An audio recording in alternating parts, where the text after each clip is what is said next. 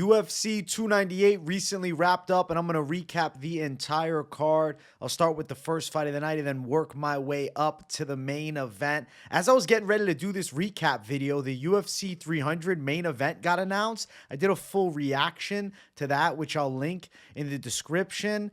I was a little disappointed, but if you want a more in-depth analysis of that 300 main event and my feelings on it, check the description. Video is there. Make sure you smash the likes here, and if you're new to the channel, subscribe. And let's start off this UFC 298 recap. Ladies fight started the night, and Miranda Maverick got a clean win. It was a competitive fight. Andrea Lee was kind of fighting at a damn sparring pace. Miranda Maverick was a little quicker. She was a southpaw too.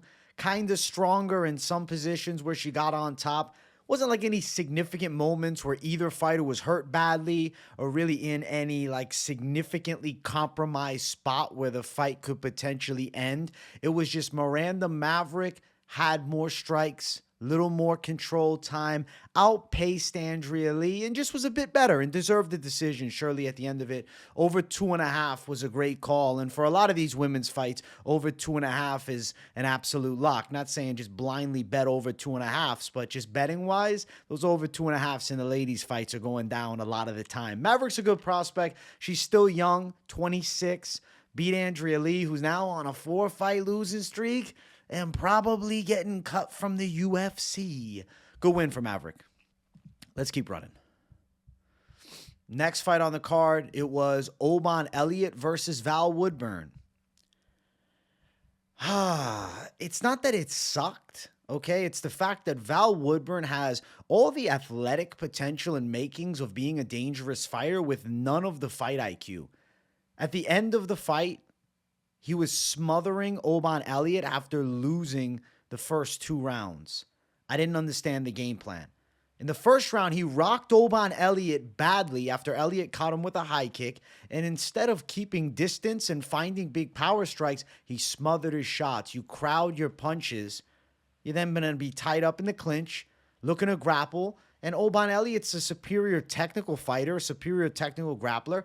Oban Elliott controlled and dominated most of this fight. I'm not trying to take anything away from Oban saying that, it's just Val Woodburn's bad game plan. No, I just think he has a bad fight IQ. I think he's got to work on some stuff. I think that the potential is higher than what we're seeing, and I think it's a disservice to him to be in the UFC right now. But he is 30.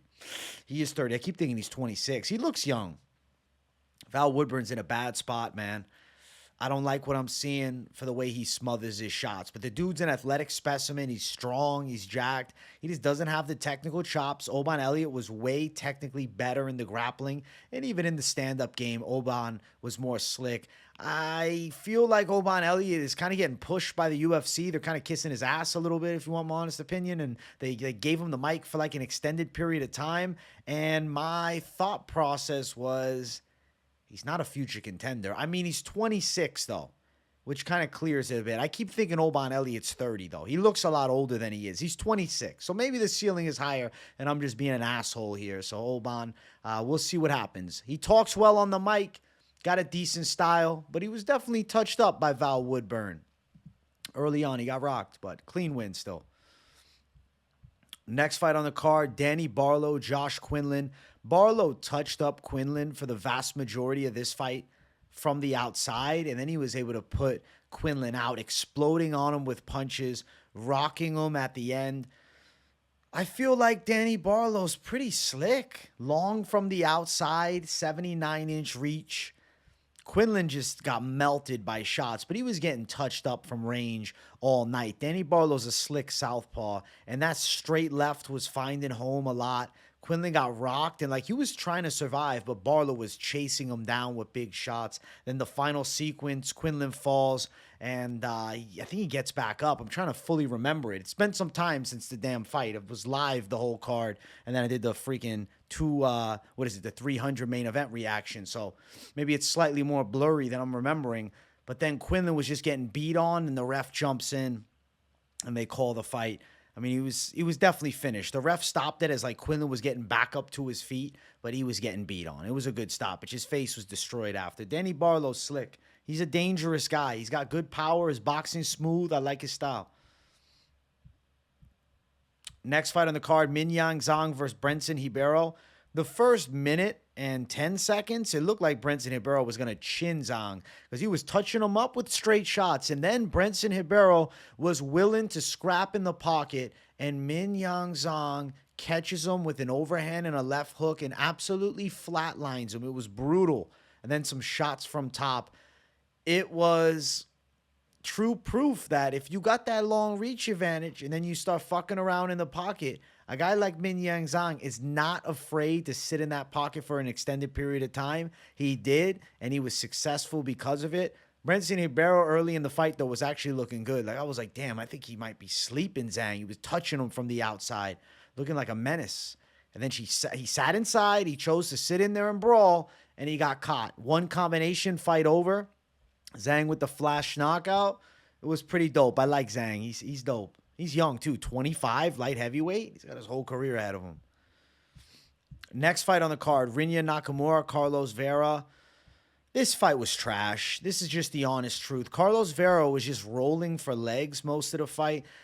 It's just such a hard to watch style. I know there's a lot of jiu-jitsu fans. Oh, but the leg locks are extremely effective and whatnot. But in an MMA fight, unless you're getting the leg lock and getting a finish, for the most part, you're losing the vast majority of the fight because you're giving up control time and shots from the top position. Vera's doing constant rolls and looking to grab legs and lock something. And like, he kept trying. He went all night trying, but he was getting beaten up from top.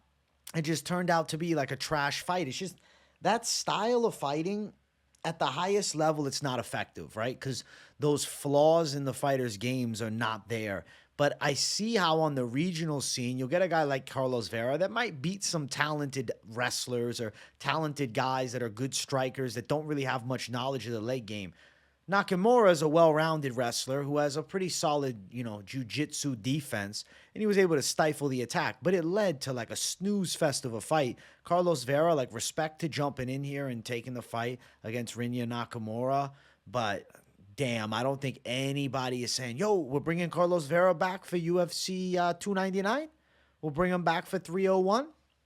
I guess we'll do Carlos Vera, Fernie Garcia in the first fight of the night at like a UFC Apex Fight Night card later on this year, and the loser gets released from the UFC. And I think Fernie Garcia's got a chance to win. Am I trying to keep Fernie on the roster? Maybe. That's what I'm offering. That's what I got next for Carlos Vera. Rinya Nakamura, at the end of the day, decent performance. He broke his hand. He was pissed off about how he did, and I actually kind of like lost hype in Nakamura, but then after, when he said, man, I'm disappointed with how I did, my hand broke, I was like, all right, hype is back on him.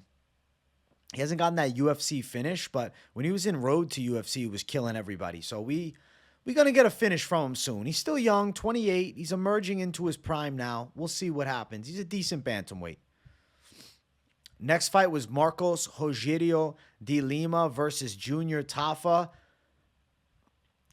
The striker from the Glory Kickboxing background got destroyed on the feet by Marcos Rogério de Lima. The calf kicks were amazing by de Lima. He destroyed Tafa's leg in the first round, but then chose to engage and go for a grappling position, and ended up getting on top, landing the takedown, but allowed Junior Tafa to survive into the second. Then in the second round, more attacks to the legs. At this point, Tafa's finished off. He goes down, and honestly, the ref could have jumped in sooner, but then de Lima came with a little bit of hammer fist. Tafa's tight covering. The ref stops the fight. The fight was over. It was done. Tafa's leg was completely destroyed. It was extremely swollen. And when you watch the replay, those calf kicks from de Lima were absolutely devastating. Now, Tafa obviously still on the roster. Probably not going to be good to fight Carlos Williams in 5 weeks. I don't think so. For de Lima, he holds that top 15 spot. I don't know if they're doing the Justin Tafa fight. Do they give Justin Tafa the rebooking against de Lima to avenge his brother now? I don't feel like he deserves a top 15. I don't really have an exact opponent off the top of my head right now for de Lima, but MMA experience was evident in this fight, and de Lima's striking is still pretty legit. I mean, he was a favorite against Derek Lewis, and it seems like some people forgot that, and some were picking Tafa. 48% of Tapology picked Tafa. That's insane to me. That's insane. Lima was dominant. Next fight on the card, Amanda Lemos versus Mackenzie Dern. Lemos got the win that she deserved at the end of it, and I was a little bit nervous that they were going to give it to the other side. First round, Lemos was outstriking Mackenzie Dern, but then late into the first round, Dern did land a takedown and did garner some control time from top, but no significant moments near a finish. Second round came. Amanda Lemos kind of got pushed back a little bit, got out grappled, didn't have that same steam that she had in round one, but still was able to do fairly well. And then what? Comes back by absolutely rocking Dern. What am I saying? Not bringing the same steam as round one. I think I'm mixing up the third and the second round. Excuse me, guys. I've been freaking, live throughout most of the damn day here. But looking at it, Amanda Lemos found big shots on Dern, rocked her, and was chasing this finish in the second. And then Dern fell to her back after getting caught. It was like not after the strike immediately. It was like a little second had passed. She was giving up. She was quitting. Mike Beltran didn't stop the fight, but Mackenzie Dern was done at that moment. If Amanda Lemos would have said, no, get back up, she probably could have got a knockout finish, but instead, she looked to throw ground and pound and get the stoppage. Beltran let it go long, didn't stop it. I thought the fight should have been stopped by the body language of Dern, but okay, you let it go long. Dern recovers. And then Dern has some grappling success late in the round. And then in the third round, Dern is able to put the grappling pressure on her. I was worried that at the end of it, they were going to give it to Mackenzie Dern because of the close first round and the good grappling in the third. But no, they were just. The right winner was Amanda Lemos. And her striking is dangerous. I still, feel like she can be taken down. I don't see her winning the world title. But as far as her stand-up game goes, she's really devastating on the feet. And it's always a pleasure to watch her throw some big strikes. So overall, Amanda Lemos, I was happy for. I was impressed by. Dern still has awkward striking. I don't think that it's ever going to really tighten up. I think this is just who she is. She's a solid top 10 girl. I think she's going to have a hard time breaking into that top 3, top 4. But hey, she's going to be around. I don't know what the hell's next. We'll see. Still, good win for Lemos. And she was my lock this week, so I was happy. Main card opener, Anthony Hernandez versus Roman Kopylov. Make sure you guys smash the likes if you haven't. And if you're new to the channel, subscribe. Roman Kopylov's takedown defense was looking good in the first round. He was striking well from the outside. But Anthony Hernandez had absolutely zero quit in him. Kept on with the pressure. Kept on with the takedown attempts. Tons of takedown attempts. A lot of failed ones. Then in the second round, he finds a moment of wilt from Kopylov after Kopylov makes a mistake going for a kick. And then Hernandez is on the back of Kopylov. It looks like he had the rear naked choke in a couple of times. And then Kopylov finds a way to defend it. But then he's not fighting the hands. He's focused on the legs. And then Hernandez locks up that rear naked, strangles him. It was over. When we fell back, we knew it was done. Kopylov fought his ass off to get out of that guillotine. And then he screwed himself. Shout out to the Zins, man. Hopefully they're on the way to sponsoring the post-fight show heading into 2024. Zins, hit me up. But nonetheless, Anthony Hernandez, he did good shit. He's a relentless grappler. The dude's a stud. He doesn't get tired. He's tough as nails. He took good kicks and punches. Kopylov was hitting him hard. It's just Anthony Hernandez is pretty legit. Holds his spot in the rankings. And I look forward to seeing where they push him next. He's an interesting player at 85. He's got a tricky style, but he's still sloppy and hittable. It's just he doesn't stop coming forward. I'm curious what they do with Hernandez next. I'm pretty stoked. I'm pretty stoked for it. Roman Kopylov, he'll be back, but booted from the chance of being ranked. He's going to knock out some unranked guys in the future. Hernandez is just a fucking freak. Next fight, Merab Dvalishvili, Henry Cejudo. First round start, Cejudo did have a good moment and kind of rocked Merab, but then Merab started coming on him with pressure. Coming on him doesn't sound right. Coming after him with pressure. Merab Dvalishvili had decent striking moments in the second and third, but major moments for me were the fact that Merab Dvalishvili out-wrestled the Olympic gold medalist Henry Cejudo. Landed good takedowns, especially late. He picked Cejudo up and slammed him. He ran him across the cage and he slammed him down. Even at the end of the second round, Merab had like a, not standing, but like a sprawl positioned guillotine. It wasn't actually pulled. He kept it in sprawl position, but he was squeezing that Cejudo neck. He was talking to Zuckerberg. Merab was having a great time, and he's been winning the damn fans over. And the UFC is excited about Merab because immediately after the fight, Joe Rogan says to Merab, so you're going to be fighting for the title next?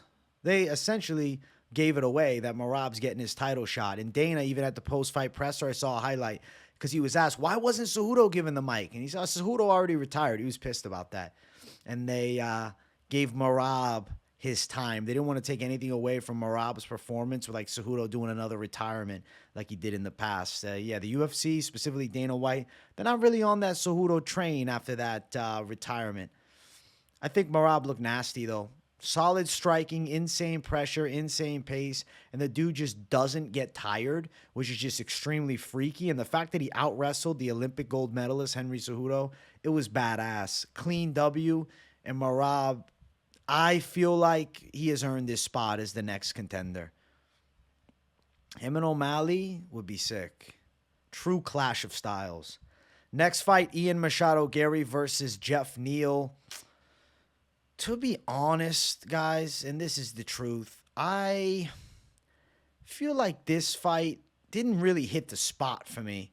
It left a lot to be desired. Ian Garry, for the most part, was trying to evade Geoff Neal's hard strikes, keep that lateral movement going, kick at him, punch him from the outside.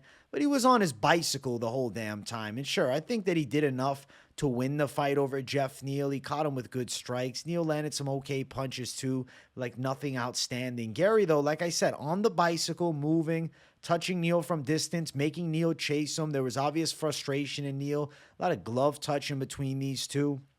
Yeah, Ian Garry, he didn't have a great performance, but he still was able to beat Geoff Neal, who's an extremely dangerous striker, and he beat him in striking. Like, let's not forget Geoff Neal destroyed Vicente Luque. Let's not forget he knocked out Bilal Muhammad. And let's not forget that he even had some success striking with Shavkat, but Shavkat was able to finish him off with, a submission. Ian Garry, in a pure, mostly kickboxing match, actually Geoff Neal was more so engaging in the clinch and stuff. Ian Garry did well. We got to give Garry his due. What's next for Ian Garry? He calls out Colby Covington. If the UFC is interested in giving, two guys that I honestly would say at this point are extremely disliked a chance to clash, and maybe Ian Garry can somehow win some fans. Like, is Garry going to get booed over Colby Covington? I want to find out. Because I honestly would be rooting for Ian Garry hard in that fight. I think Ian Garry's solid. I'm interested in more fights from him. He's undefeated, 14-0. He's got a slick stand-up game. His credit deserved for him there. And he was booed after during the whole post-fight interview. And I'm like, damn, I think he gets a little too much of the boos. Got to respect him as the fighter. Obviously, a lot of people, he's a cock, this, and that, all that smoke and mirrors about his social media presence and how he turns off his comments and his girlfriend's wagging him or his wife, whatever. But, like, I got to respect the fighter as far as the performance. He did beat Geoff Neal, regardless of him running on his bicycle the whole damn time. It was a W. And honestly, style-wise, I think Garry is pretty solid. Next fight is our co-main event of the evening. It was Robert Whittaker versus Paulo Costa. And this fight deserves a round of applause. I absolutely loved this matchup here. First round, you can tell Rob Whittaker is slicker than Costa, touching him with some shots, but Costa's hitting hard and landing. Short time left in the first round. My thought process as I'm getting ready for the round to end is, okay, I think Rob got it by a little bit, 10-9. What do we get? Fucking spinning heel kick. Costa lands on Rob Whittaker and rocks him at the end of the first round. 10-9 Paulo Costa. That was a badass technique. Costa's kicks are crazy. He was snapping kicks to the body, throwing kicks up high, but ultimately he throws a lot of nice and flashy kicks. Rob's blocking them and absorbing them well, and Rob attacked the legs nicely of Paulo. Round two, competitive round, but you can tell Robert Whittaker has a bit of the edge in the speed, a bit of the edge in the technicality, and the great Robert Whittaker that we know and love is still very much so alive. A lot of people have said that he was washed, and I was worried that he might be washed, but I did pick him to win a decision, and it turned out to be a genius call. He's still there. Third round came, and Rob Whittaker did his thing. The leg kicks were on point. Costa and him had moments where they exchanged. It was a good back and forth. It was definitely a competitive fight. And, Robert Whittaker and Costa both gave gutsy performances. Paulo Costa shouldn't be disappointed. The thing is, those leg kicks really started adding up, and they affected Costa's movement, especially in that third round. He slowed down a lot. He had a hard time getting to Rob Whittaker in that third round, and Rob was touching him nicely. Not crazy power shots, but clean, precise punching. And Robert Whittaker, at the end of that third round, I knew he had got it, probably 29-28. And sure enough, he wins the fight by unanimous decision, a deserving call. There was no robbery in place. And now Robert Whittaker is back in that upper echelon picture of the title. He's right there. DDP beat him. Adesanya beat him. He hasn't fought Sean Strickland. And I personally am very enthused at the potential of Rob Whittaker and Sean Strickland throwing down in the next several months. I think that could be a dope fight. Maybe even for the Conor return card, you have Rob Whittaker, Sean Strickland in like a featured bout or even a co-main event. I think that would be dope.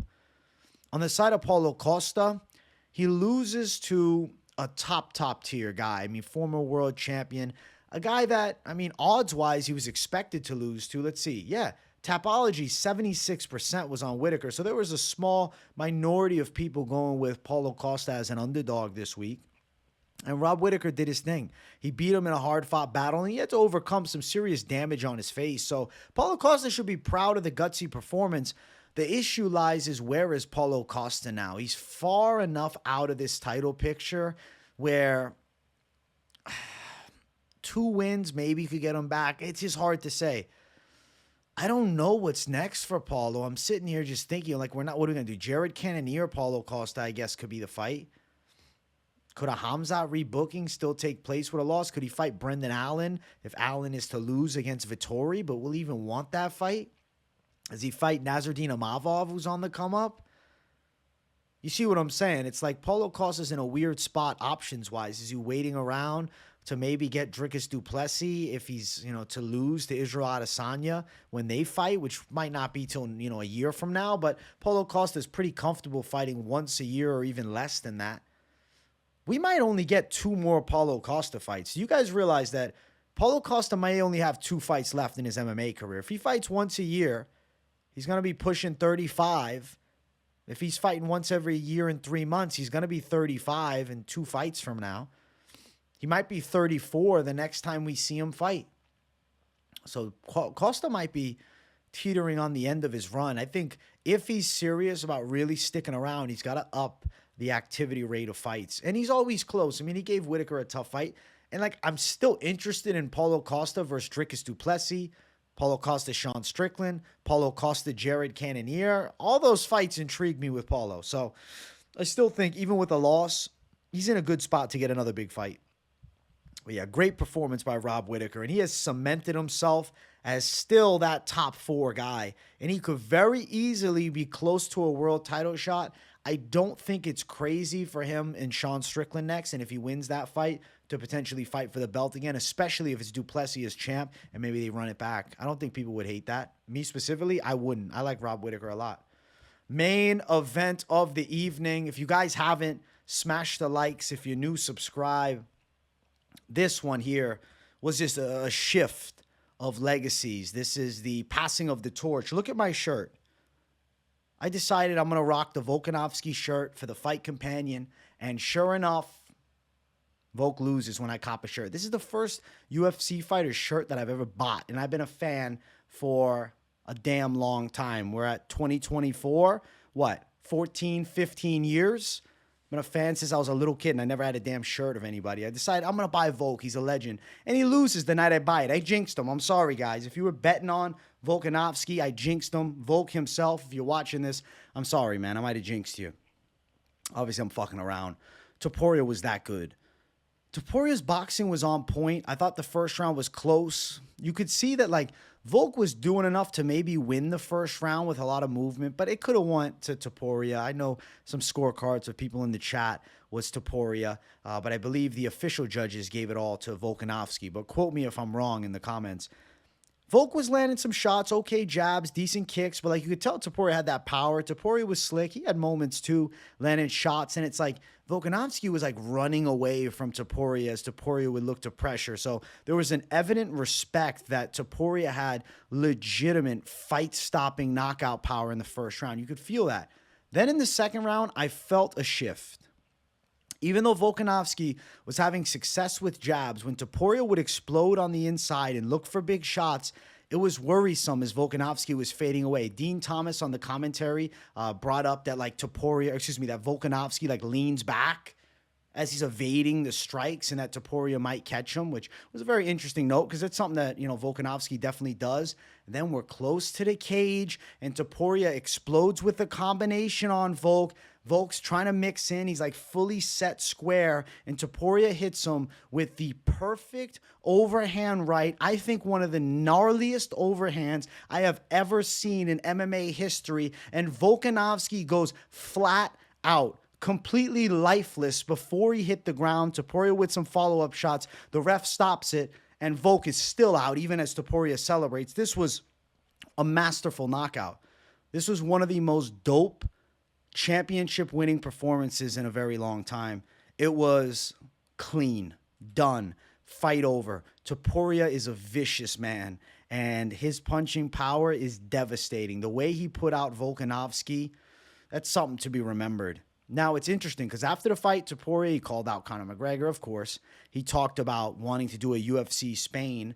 And then they interviewed Volkanovski, which I was worried about them interviewing Volk because he just had his freaking brain shut off.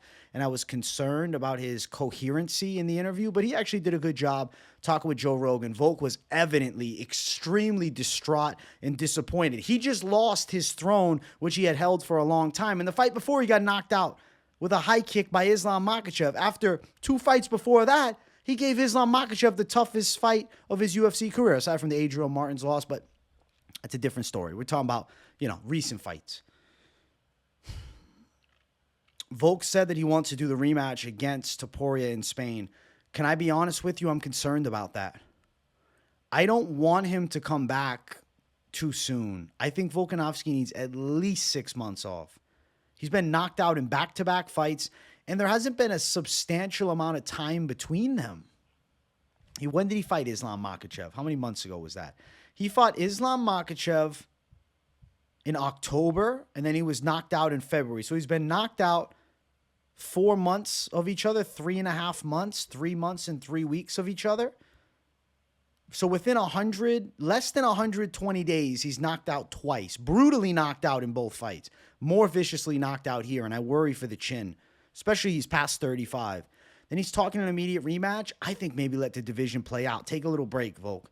Sit on the sidelines and relax. Something that I really hated, and this was not me listening in detail to the post-fight UFC, ESPN show, but Jon Anik came on the broadcast, and he said that Volkanovski was taking fights for finances, and maybe he made mistakes, and he was jumping into fights looking at the finances and not, being fully prepared. And like an all-time great like a GSP or a Khabib wouldn't have taken those fights. I think Jon Anik was way off in that. I think Volkanovski had true faith that he could beat Islam Makhachev on short notice. One time, yes, he took a fight in a suboptimal circumstance, but don't tell me Volk's just fighting for money. He's one of the greatest of all time. And you know what? Jon Anik is on thin ice with me. I loved Jon Anik for a long time. And until that Sean Strickland Duplessis fight, and he said, I'm going to stop doing UFC commentary. The fans are ruthless. I don't have to deal with that in the NFL. Like essentially saying his nose to the air that he's better than us. And then he says that claim? Jon Anik said that Volkanovski is just fighting for money? Are you fucking kidding me? Jon Anik needs to check himself. And I like Jon Anik a lot. He's a Boston guy, as am I. John, what the fuck is going on with you, my man? That's not a true statement. I think that Volkanovski dared to be great taking the Makhachev fight on 10 days' notice. Yes, it's suboptimal circumstance. He even said, why does he want to take the fight? Because he feels depressed when he's not fighting, and that's why he wanted such a quick turnaround. And that's why he took the Topuria fight in a quick turnaround. It's not just for money. Get the fuck out of here with that. Disgraceful that he said that. I was pissed off when I heard it, and I had to mention that here. I hope you guys in the comments agree. He should be ashamed of himself for talking that shit to Volkanovski. Still, Elliott Topuria is a masterful fighter. Elliott Topuria is a scary champion because he's nasty on the ground too, and his power is fucking unreal. I'm very excited for what's next. I think we might be looking at Topuria versus the winner of Yair Ortega, which takes place next week. That's what I want. I think that would be perfect. That would be incredible. Obviously, Max Holloway fighting at UFC 300. He's taking on Justin Gaethje. If he is to lose that fight, I don't think he's coming down getting an immediate shot at the belt, but maybe. Or if he wins that fight and he wants to come back down, maybe the BMF belt on the line with Topuria's thrown on the line too. That could be pretty badass because Topuria's a BMF 1,000%. Very interesting.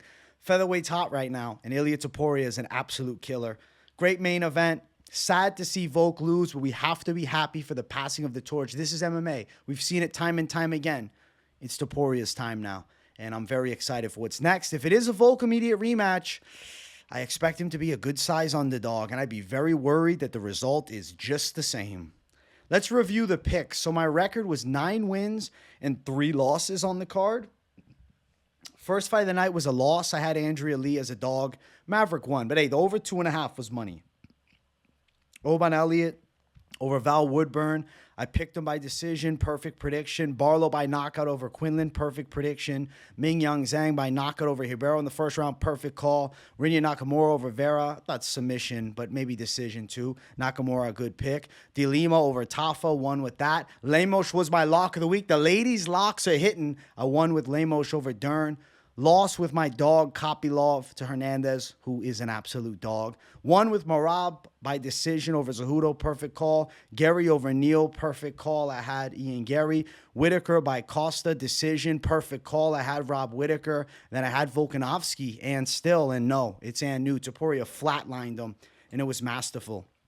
I can't be disappointed, though. 9-3 record with the picks. Lock of the week is hit 2 weeks in a row. We're cruising again with Lock of the Week, and I'm feeling real good about everything. Looking forward to Mexico City next week. I hope you guys enjoyed this recap show. I had a lot of fun. Ton of content for me. Full card live stream, the Fight Companion. Then the UFC 300 reaction video for the main event, which is up on the channel now. I'll link it in the description, as I said earlier. And then this recap show. So I hope you guys enjoyed it. I appreciate each and every one of you for consistently tuning in. Thank you guys for 28,000 subscribers. It's an absolutely amazing milestone, and I'm so blessed, man. Thank you guys for real. W to all you guys. W in the chat if you want to boost the algorithm for your boy. Thank you guys for watching, and I will see you all in the next one. Peace.